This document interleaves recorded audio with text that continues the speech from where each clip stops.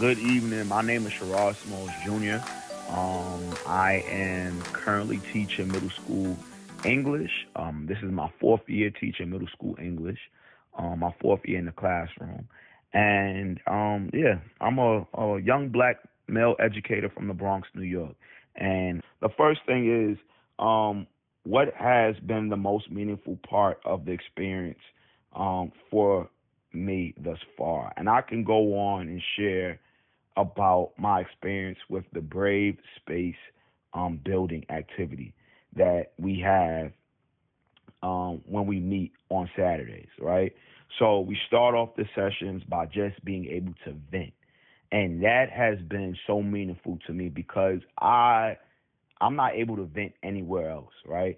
I have never had the opportunity to vent to other black men or black men in education specifically about every and anything, right? We just go on and we just tap into our emotions, to our experiences, to life. And I'm extremely grateful for that, that opportunity. And it has been extremely meaningful, for me, and impactful in several ways.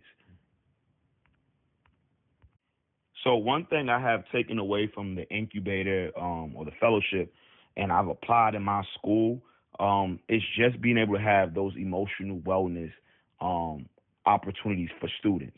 So opportunities where they could just go and they could literally just vent, or they can tap into their emotions and say how they're feeling this way or they're feeling that way, or they would like to feel this way, or they would like to feel that way, or they don't even want to feel this emotion or that emotion. So just having those emotional wellness opportunities in the school, in my class, has helped in a huge way, especially with discipline, right? My students are able to reflect now. They're able to think. They're able to process what is going on in a way that they weren't, doing it before. So that's one thing that I have applied, that I've taken from BME Talks and that I've applied in my I wouldn't say my crazy middle school, but my crazy middle school, So that's one thing that I'm grateful that I was able to apply. So my experience in the fellowship and BME Talks fellowship has influenced my desire to stay in education in a huge way.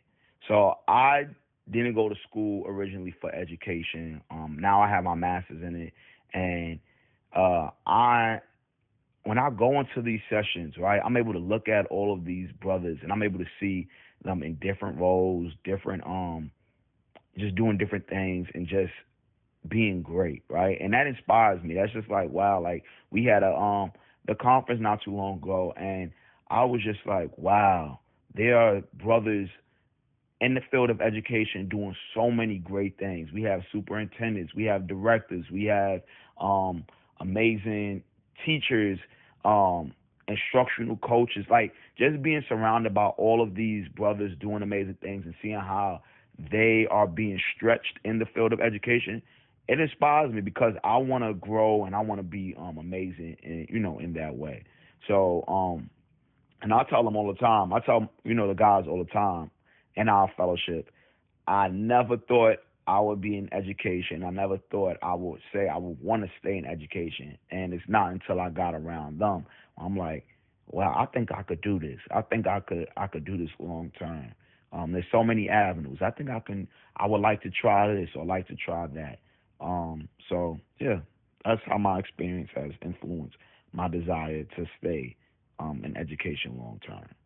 And I'm just grateful for this experience. I'm just grateful for this community, for this village. And I thank you for being a supporter.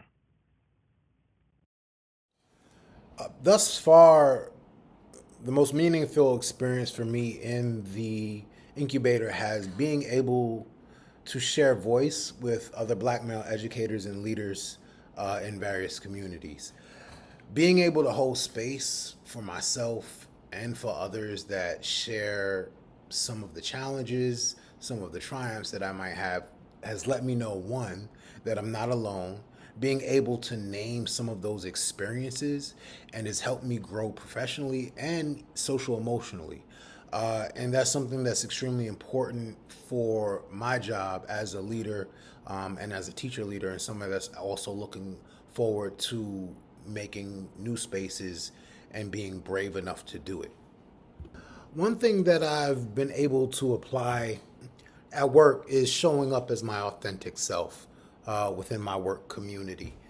And showing up as my authentic self includes self awareness, emotional regulation, and how to utilize the tools like contemplative practices to, I guess, get over some of the humps that we might go through when we're in challenges for me within my school building.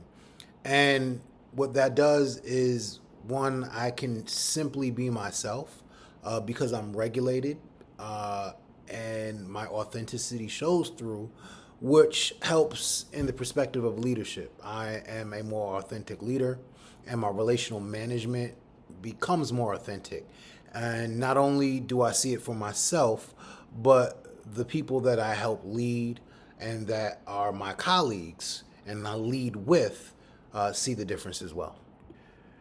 The incubator has absolutely been somewhat of a catalyst for me to stay in the education field.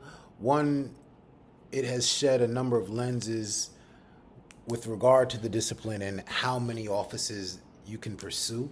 Uh, when looking at education, I generally looked at it from a school building level uh, and swept a number of the experiences that I've had in the past under the rug, assuming that I could not utilize them to contribute within the education profession. The incubator has definitely exposed me to individuals that are in the profession but practice in different disciplines. So that has given me hope. It has also given me an opportunity to imagine better. And it also influenced me because it serves purpose. It's helped me look at how I influence my students and my colleagues as a black man, especially when I can operate in my authentic self. It has allowed me to look at the mission as opposed to at times the challenges. Again, I think I've said it before that sharing space and holding voice for men that are in the same profession and look like me has been a very powerful magnet for me with regard to staying in the profession. The incubator has definitely served its purpose, and I believe will continue to as I continue to grow within the profession.